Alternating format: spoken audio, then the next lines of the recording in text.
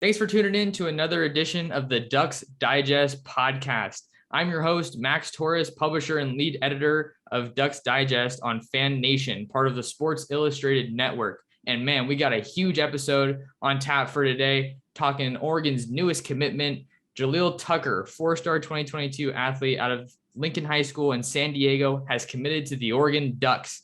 And I'm here with Ducks Digest reporter Reed Tingley to break it all down.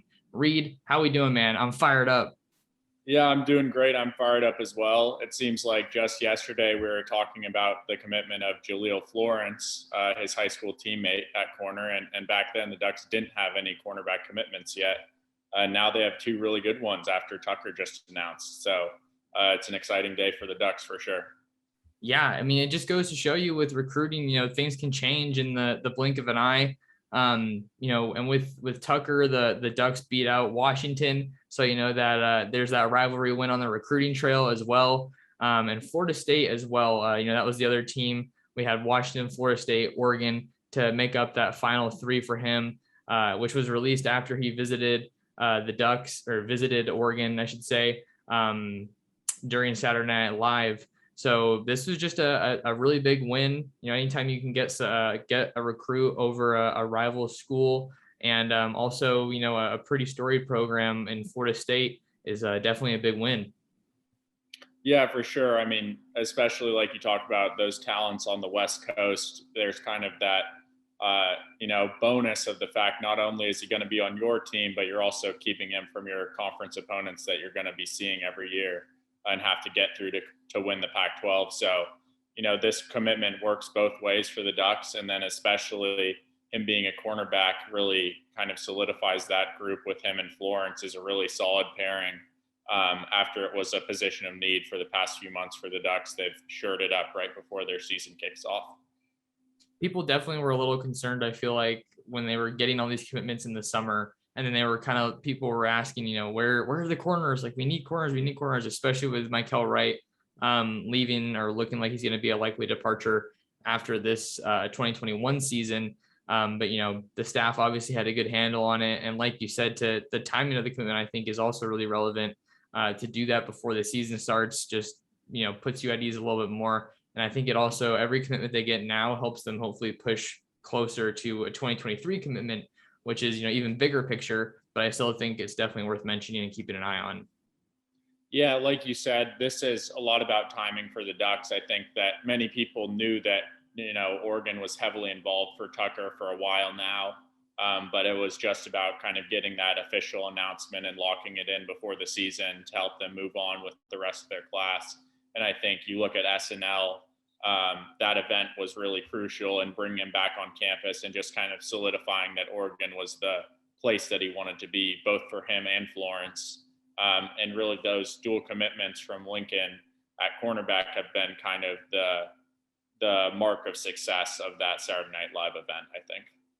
Oh yeah, without a doubt. And, we have some other visitors that were there that are still heavily interested in Oregon. Ducks really involved there, but we're going to save that for a little bit later in the episode. Don't want to give it away too early. But when we're kind of looking at this commitment and what Tucker brings to the table, we're talking about him. It's looking like he's going to play corner, right? But when I was interviewing him after his trip to Eugene, he was saying, I kind of want to play both ways. And Oregon has he said Oregon and Washington at the time had said that was a possibility. And then Florida State had offered him exclusively at wide receiver. So this is a dude with playmaking ability. And, as we say that, if you're on YouTube, I'm going to throw on some highlights here over the Zoom screen share. So hopefully people can see this all right, but going to throw on some highlights here and just so you can kind of see the player that Oregon's getting. It is a little weird that most of his junior highlights are at wide receiver, but who knows, Reed? I mean, maybe this is a guy that we end up seeing play both ways. We saw Charles Nelson play a little bit both ways when he was at a Duck. And then we also saw Brian Addison. He came in as one of the highest rated athletes in the class of 2018. He kind of bounced back and forth between wide receiver and safety, and now he's at safety. But it's certainly an intriguing thought, don't you think? Yeah, for sure. I think another guy on that list that Oregon unfortunately didn't get to see play at wide receiver was Javon Holland. before he decided to opt out of his third year with the Ducks and prepare for the NFL during the COVID season last year. There were some rumblings that Cristobal was going to try him out on the offensive end as a playmaker. And, we obviously saw Holland do some special things with the ball in his hands in the punt return game during his sophomore year. But back to Jaleel Tucker, I think, Tucker is just one of those players that is a special athlete all around. He's just an elite football player. You can throw him at corner, you can throw him at wide receiver, and he's going to make plays and stand out on the field wherever he is. So I think that, you can't really say enough about how big of a pickup this is for the Ducks. I think, especially given the loaded wide receiver class they've already brought in, cornerback is the position of need that Tucker will probably end up playing most. But, you never know what will happen in the end. And Tucker has shown the ability to make plays wherever he is on the field. And adding to, his value as a commit in this class of 2022 for the Ducks is the fact that he's a dual sport athlete, right? This is a guy with top end track speed. He's a sprinter as well in the spring. I was watching a video on him, and I don't know if it was completely verified, but one of the little graphics said 10.3 100-meter speed. And then, this was a video on YouTube courtesy of East Bay, kind of doing a cool profile on him and kind of his high school career, being a dual sport athlete. And, you have all these different teammates and coaches. They're saying, Jalil's speed is different. When he gets in that higher gear, it's just something to see. And I think with the caliber of wide receivers that the Ducks find themselves facing at some of their opponent, with some of their opponents, look at Ohio State. I feel like we're talking about Ohio State so much and they haven't actually played them like across so many pieces of content. It's a little weird, but I still feel like the point holds. Ohio State, everyone pretty much, if you know college football, you know that they have pretty much the most loaded wide receiver room in the country. But USC, they get just studs at wide receiver every year. Stanford has some good wide receivers as well. And then Washington occasionally has some good players there. So just some of the other teams that kind of come to mind, you're going to need that top end speed to help defend some of these guys that the Ducks are going to be going against once he gets to Eugene. Yeah, for sure. I mean, the game of college football in general right now is moving so much towards the passing offense with the success we saw of LSU in 2019 and Alabama in 2020. So I think you're right on. Obviously, how do you defend the pass well? You get elite corners like Jaleel Tucker in there to stop some of the, wide receivers and advanced offenses that are coming along in the sport. So, this is a great pickup that kind of looks towards the future of college football. Well, I think, having lockdown corners is just going to become more and more important, I think, in the coming years. Yeah, you talk about how we've kind of seen the game shift. And, I think depending on where you stand as a football fan, maybe you like more power run or more passing. I'm kind of just here for all of it. But the next point that I wanted to get into, Reed, one of the, some people don't know, depending on how long they've been tuned into Ducks Digest, one of the first, pieces you wrote for me was about Oregon's pipeline presence in Texas. And now this is the third commitment in the San Diego area for the Ducks. And I think it's huge for a variety of reasons. You're looking at, the Ducks presence in California. That is like the foundational state, at least in the past it has been. This year it's Texas with, I think, 4 or 5 guys in the fold. I can't remember the number off the top of my head. But in the 21 cycle, they didn't have too many guys out of California. I know Jalen Davies and Troy Franklin are the two that come to mind. Keanu Williams as well. Darren Barkins as well. Okay, wow. Now I'm just looking to see all of them. But yeah, the point I wanted to say, I just kind of wanted to get your take here, Reed, about why you think this commitment is so big to tap into that San Diego pipeline. Yeah, I think that, the interesting thing about San Diego, and in my understanding of it at least, is that you think of it, it's located in Southern California. Some people assume that maybe that means that those kids are kind of on a pipeline to USC directly or potentially UCLA. But I think that Oregon has kind of showed that, there is a little bit of a rivalry between San Diego and Los Angeles. And sometimes those kids are not quite as kind of just funneled directly into the USC kind of Trojan network there. And I think Oregon's taken an advantage of that, and kind of carved out San Diego as a spot in Southern California where people are starting to be more aligned with Oregon all the way up north. And, obviously, as we've seen this cycle, there's a lot of talent to be found in San Diego. Getting Florence and Tucker as two quality corners is huge in this class. And then also Grayson Halton, of course, along the defensive line. I mean, there are only so many of those elite defensive linemen that come out of the West Coast each year. And so having that guy come out in San Diego and Grayson Halton and being able to lock down that commitment is absolutely massive for Oregon. Yeah, I love watching it's just like you talk about a concept like a pipeline. It's just, to me, you don't see that in professional football. You don't get this in the NFL. You have all the on-field product, and you have that for college football, and then the recruiting equivalent obviously is the NFL draft. But you don't see the benefits. You don't get to see the benefits and the rewards of developing those relationships with those schools, with those powerhouse programs like the Ducks have with the St. John Bosco's, the Mater Deis. I believe they've gotten someone from at least one of those schools in each of the past few cycles here. And it's an added element of entertainment, and it's another, piece of the puzzle. And it just shows you kind of how recruiting is kind of like a game of chess. There's just so much that goes into it, and I love it. Yeah, I think, obviously that's the fascinating thing about the sport of college football, is that success, compounds on itself. So when you get someone like Florence or Halton, then you are able to recruit Jaleel Tucker and bring him in.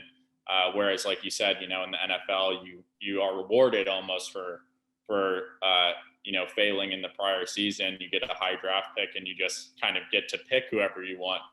But here, you have to actually perform and build positive relationships over time. And then when you're performing well and building those relationships, you get to kind of step up to the next level and get rewarded for your, good effort. Yeah, no, without a doubt. I think there was one more point I wanted to say about that, but I can't completely remember. I'll just go to what I had here next on the plan. We're talking about the San Diego presence as well. You had Byron Cardwell, another big guy that the Ducks were able to get out of the San Diego area. Was at one point at St. Augustine, where the Ducks found Grayson Halton. So that's a kind of a cool connection there. But when we were talking to Mario Cristobal following the scrimmage over the weekend and the first practice this week, he was asked about Darren Barkins, which is another San Diego guy on the Ducks roster, and kind of in his analysis of him is saying, hey, he's coachable, he's from that San Diego area. That's a pipeline we take a lot of pride in, and you're seeing that pay off directly. It's just so funny because coaches can't talk like explicitly about specific recruits when we're doing these press conferences. But yeah, the fact that they're able to get back into here, I'm sure it'll just help their efforts in California moving forward. And it's certainly a place that you can't take for granted when you have so many kids that grow up watching Oregon because they're on the West Coast. And, to go to your point about them being kind of UCLA or USC leans just because of geography, the Ducks are showing just once again that they can go anywhere and get anybody. Yeah, absolutely. It's paying dividends from the success that Oregon has had over the past decade and the brand they've built on the West Coast for sure. And now, like you said, that those classes are coming up where they grew up watching Oregon as a national power. They didn't just see them, kind of ascend to that level. That's all they know of Oregon is a team that's been in the national conversation. And we're seeing that pay dividends on the recruiting trail. And then another point, I feel like we talked about this with Florence, but maybe it's worth mentioning it again. The Ducks, just because they, got this commitment, they're still pretty invested in Lincoln High School as just one school with Roderick Robinson. He was a guy that was in attendance for Saturday Night Live. So that's 3 big visitors for the Ducks from one school. 2 of them ended up becoming commits. Sure, it's early, Reed, but what do you kind of take away from that? The fact that they already have such a strong presence and, they're looking for a back here in 23.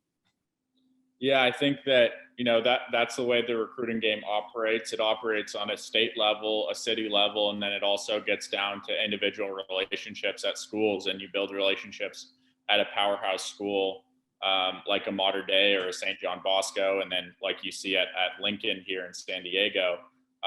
There's always kind of the next great player coming up, and Roderick Robinson, like you said, is a potential quality back to take in 2023. That's a position of need probably next class. Um, and so to have a guy identified there early and already have him kind of surrounded by people who know Oregon, and, have some positive things to say about it, obviously, is only going to benefit the Ducks' chances there. Exactly. I'm checking on the class real quick for the Ducks to see kind of what size we're looking at. So 19 commits now in this 2022 class. I think the number that we've kind of talked about, or a lot of people have talked about, is that sweet spot for Oregon is maybe 23, 24.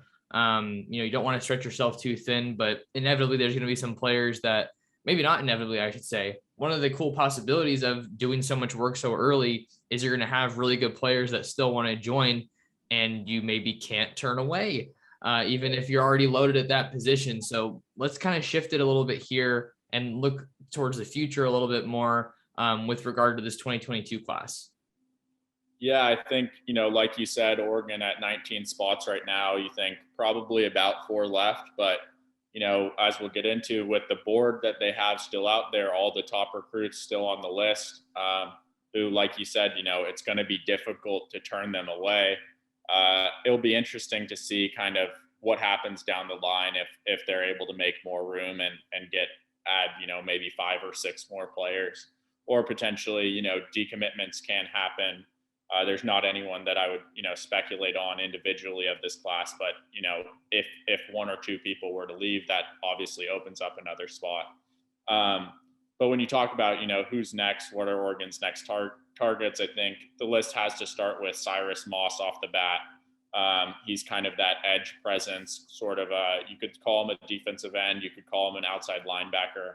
I think with how Tim DeRuyter has stepped in, it's probably going to be, standing up outside linebacker role for him. And, that's a big position for the Ducks, because we have, just like at corner with Jaleel Tucker stepping in for Mikhail Wright potentially leaving, we have Kayvon Thibodeau potentially leaving, and Cyrus Moss is a primary target who could step in for that role.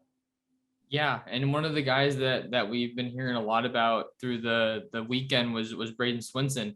I think one of the things that you look at when you're recruiting is, some of these guys are so high profile that they're capable of starting from the moment that they step on campus. But in the case of KT, they might already have, his heir on campus, guy that's cut a lot of weight, made a lot of impressions here in fall camp. Tim DeRuyter had a lot of good things to say about him. Mario Cristobal, the list goes on.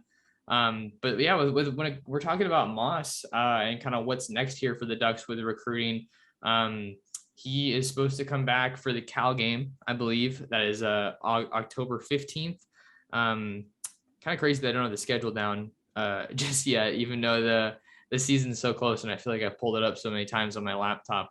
But Ducks are in a great spot here. Probably not a stretch to say that they lead. You had him take a trip out to Alabama, Arizona State, and Notre Dame this summer, and then he's looking to get those officials into Florida and Clemson during the regular season. Dabo Swinney being a guy who likes to use his official visits in the fall during the season. So definitely some work to be done there. It's far from a done deal, but Moss is definitely one of those big guys that they still have at the top of their big board. You got guys like Kevin Coleman, big time wide receiver out of the St. Louis area. Darius Clemens, a guy that we recently got an update on for Ducks Digest, in-state wide receiver. I think that one's really, really interesting. Not that Coleman isn't, but just when you're looking at the wide receiver room right now in this 2022 class, they already have 4 wideouts, and the most highly rated one just now committed. Right. T-Mac.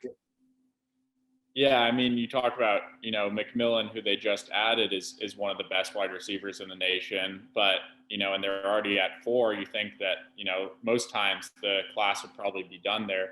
But with Coleman's and Clemens still left on the board, it seems like the Ducks are kind of pushing for one or both of those, and they're right in contention for each of them.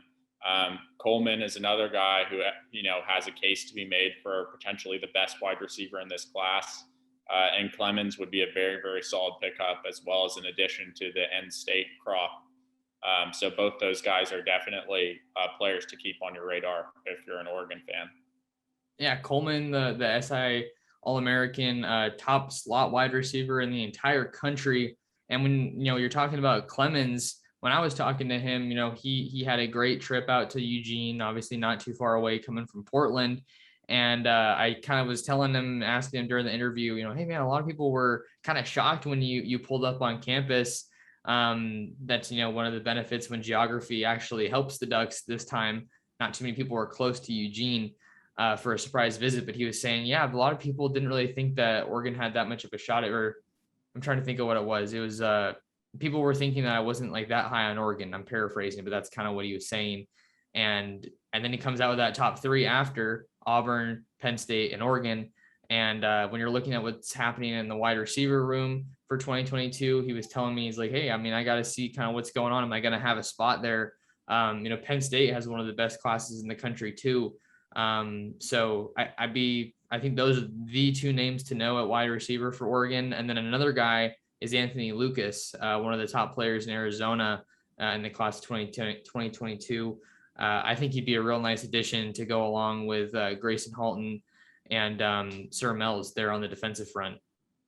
Yeah, definitely. I mean, Oregon obviously did a lot of great work in the state of Arizona, kind of building their own pipeline there in the 2021 cycle, obviously headlined by Ty Thompson at quarterback. And so Anthony Lucas, again, it's those kind of elite defensive linemen don't, come up that often on the West Coast. And so when someone does, develop to that level, it's really important to, one, keep them on the West Coast for the strength of the conference, to keep the Pac-12 as a competitive conference. And then two, for Oregon specifically, to make sure that, within the Pac-12, he ends up at Oregon, because you don't want to be facing him in a conference title game or in your schedule every year for the next 3 to 4 to 5 seasons. And you're looking at the Ducks in Arizona, and man, they've just been killing it.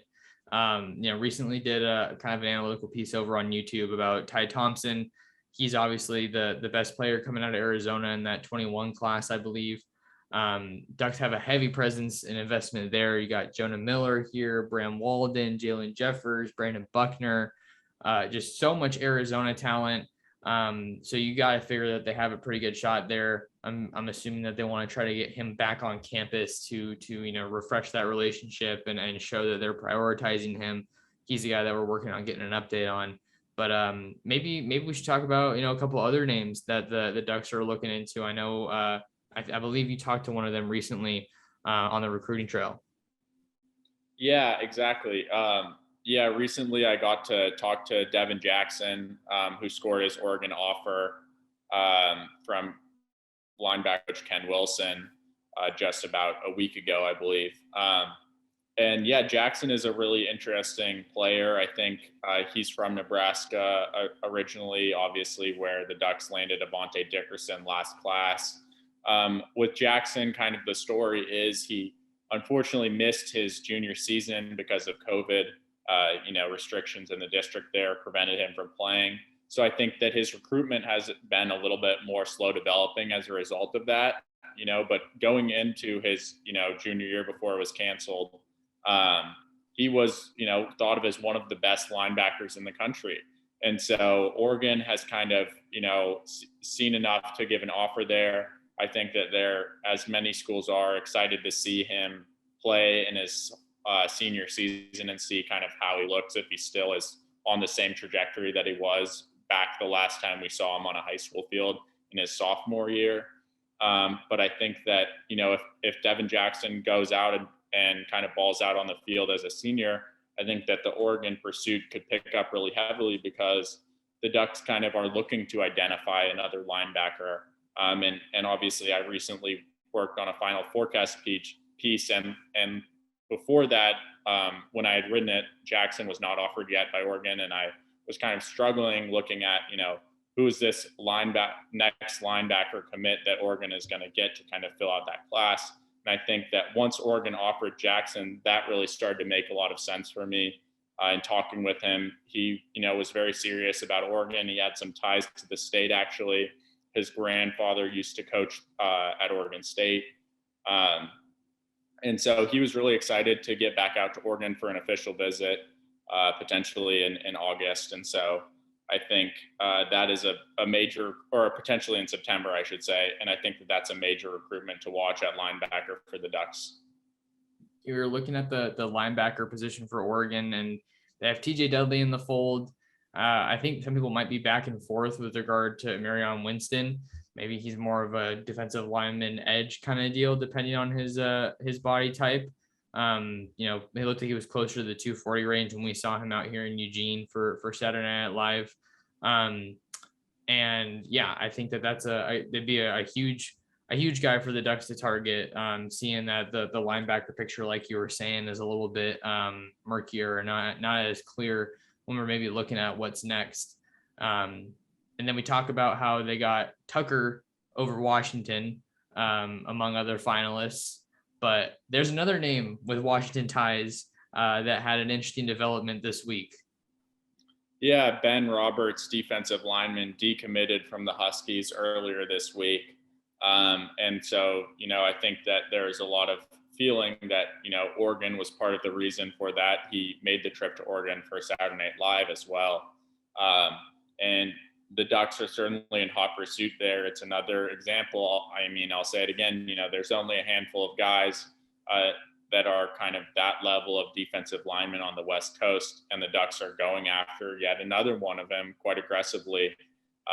Ben Roberts was a player that I included in my final forecast. While he was still a Husky, I thought that there was some potential for the Ducks to make a move there. And now it looks like, he's another one of those top targets on Oregon's board after he just decommitted from Washington.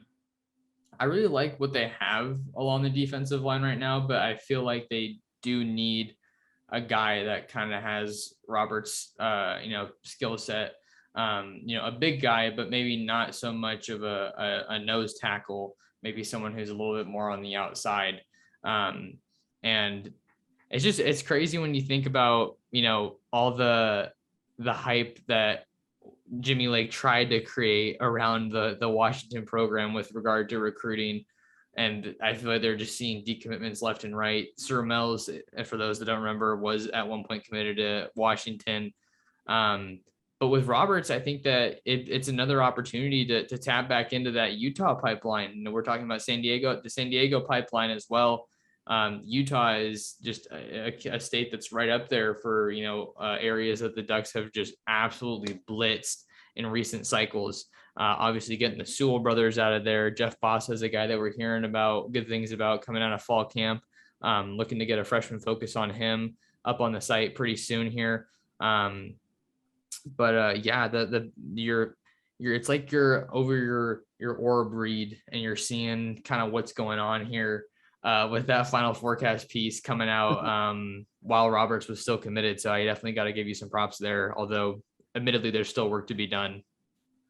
Yeah, for sure. Yeah, it was an interesting recruitment to follow. And like you said, the Utah pipeline is another big one. I mean, that's the thing that's so impressive about this Oregon staff. They put so much effort into recruiting that, for them, it's not a pick and choose game about, oh, let's have a pipeline just in San Diego or just in Arizona. They kind of are like, let's develop pipelines all over the place. Let's, get one in San Diego. Let's also work on Arizona, and then let's also do Utah and plenty of other states and areas within the country, Texas, obviously, as well. So when you work as hard at recruiting and make it as big of a priority as Cristobal does in this program, this is the results that have come out of it. And obviously there's some excitement still to come for the Ducks in this class, I would say. The outlook for this class geographically is just as diverse as any other class that we've seen in recent years coming to Eugene. And I don't know why I just put this together now, like in my head. I don't even know how to describe it. It was like not like a vision, but like I felt like I was watching some like weird like graphic design thing. Um, and that just sounds super weird now that I said it, but let me try to explain myself now. Basically, I was just kind of thinking about all the names that were involved, right? You got California. I'm not going to say locked down because inevitably there's going to be guys that stay closer to home that go to USC, like your Damani Jacksons. UCLA got Jaden Marshall. He's a speedy wide receiver. I don't know. He's still committed there, right? Do you know who I'm talking about? What was the name? Sorry. Jaden Marshall. I think so. Yes. Maybe you can fact check that for me, or I can fact check myself. But basically, I'm just saying, they're getting the best talent, some of the best talent out of California. So California's taken care of. They're pushing into Washington as well. You got Arizona, Nevada. You have Cyrus Moss coming out of there. And then you're looking at Oregon if they get Darius Clemens. And then, obviously Utah is a little bit further east. But when you put all that together, you have, the Ducks are, landing, if not in serious contention for top players on the West Coast. And then not only that, but they're pushing the brand and expanding themselves out all over the country, in Texas. And if they were to get Coleman, that's Missouri. They haven't done a whole lot from there other than Dante Manning in recent cycles. I'm kind of trying to see where I was going with this. That was basically what I wanted to say. But I want to see them get back in Florida. Like that's something a little bit different. But I just feel like that's kind of the next big push they need to make. And I think it could really take them, into maybe that closer, consistent top 5 territory. Yeah, I think that's a good point. Oregon is kind of a school that is has the ability to be a national brand and recruit nationally, that not everyone else on the West Coast does. And so, you talk about what is it, going into Florida and who they could identify there. Obviously, Damani Dent was a standout at Saturday Night Live from the state of Florida. And, when you talk about him, the question now, after we've seen Tucker and Florence move up their commitments, is Oregon going to target a 5th defensive back potentially in this class? Damani Dent is high up that board. He was someone that I included in my final forecast piece. I was kind of projecting that based on how positive, the reviews of him were at Saturday Night Live. I think that, following that, we saw Tucker and Florence kind of decide to push their commitments up and lock in their spots. And I wonder, how Dent's recruitment will progress potentially from here now that Oregon kind of has filled a little bit of their need in that secondary. But if it isn't Dent with that 5th defensive back spot, I think there's kind of 3 other guys that I look at who are currently committed elsewhere. But I think that, if things changed and they backed off their commitments, Oregon would be heavily involved. So you have Zeke Berry currently at committed to Arizona. The Ducks were heavily involved before he went there. Larry Turner Gooden is another commit in the secondary at Arizona State. Obviously, there's some kind of questions surrounding that program with the NCAA investigation, and you wonder if that kind of instability could lead to Larry Turner Gooden to open up his recruitment a bit more. And then Terrence Brooks, an elite player who's currently committed to Ohio State. If the Ducks could potentially, get involved there, that would be a huge bonus, and kind of Brooks especially would become an immediate headliner, or in the discussion for a headliner for this class. There's a lot of big names to still monitor. And I think that when we talk about the timeliness of everything and getting a lot of stuff knocked out, you have those guys more or less in the fold. Obviously, nothing's finished until they sign, come signing day. But these are some of the guys that I kind of feel like when I'm talking about, you can really put your effort into and kind of roll out the red carpet for. And if you're in the position where if you get them, they're kind of just that cherry on top of the class. Like that's exactly what I think of when I look at a guy like Terrence Brooks. He was one of the people who came out here for the opening weekend of visits in June. So I think that says a lot. The fact that he got to Eugene as his first visit, and he's another Texas guy, right? So Ducks obviously have plenty of plenty of players, I should say, that could back them or push them back into that recruitment, I should say. But yeah, it's a lot of great names to monitor there, Reed. You're always on top of it. Anything else that you kind of want to talk about as we wind down here with regard to the Jaleel Tucker commitment or any other kind of recruiting news, Duck news, what have you? No, I think we covered most of it. Just kind of circling back to the topic of the day on Jaleel Tucker, like I mentioned, I think this is just, Tucker is a player who's just an elite football player all around. And I think that, Ducks fans should go check out his highlights, kind of look at the prospect that they're getting, because I think, there's been speculation about him potentially joining the class for a while now. And I think sometimes people, think of that as a foregone conclusion and kind of put it in the back of their head.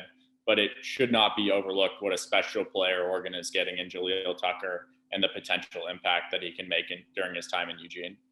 Ducks continue making big moves on the recruiting trail. We're just under 3 weeks away from the start of the season. It just feels so close, Reed. I'm like every day, like I don't want time to go by faster because like on some real stuff, you got to cherish every day. But at the same time, when you're here in Eugene and I'm going to practices, man, it's just hard not to get super excited. But yeah, man, another great episode of the pod. Always love having you on talking recruiting and everything else going on with the Ducks. Just as we usually do here to wrap it up, where can people find more of you? Yeah, you guys can find me on my Twitter page at MF_Reed. You can find me talking more Ducks at the Quacked Out Pod. You can search that on Spotify or Apple or wherever else you find it. And then, of course, over on Ducks Digest, doing my work there. Right on. And you can find more of my work on Twitter at mtorresports. Head on over to Ducks Digest, where we're pumping out awesome content all the time. I'm also on YouTube trying to pump the channel up some more. Max Torres is the YouTube channel name, so go over there and subscribe. We're going to have this podcast on YouTube as well. So if you're watching on YouTube, kindly ask that you check out the channel and maybe subscribe while you're here. We got Duck stuff coming all day, every day. It's just been super fun, but that's all we have for this one. Thank you guys so much for tuning in, and we'll see you in the next one.